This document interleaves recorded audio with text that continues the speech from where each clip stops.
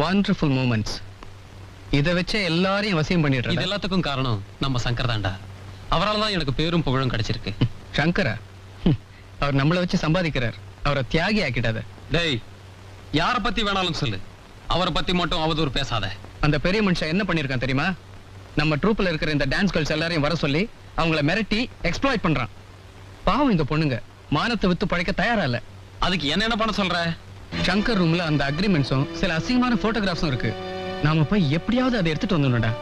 திருடலாங்கிறியா? அந்த சங்கர் செய்யற அயோக்கியத்தனத்துக்கு முன்னால இது ஒண்ணு தப்பு இல்லைன்னு தான் தோணுது. டேய் அருண், எங்க அப்பா எக்கச்சக்கமா சம்பாதிச்சு வச்சிருக்கிறாரு. ஊதாரித்தனமா செலவழிச்சா கூட 3 நாள் தலைமுறைக்கு தேரும்.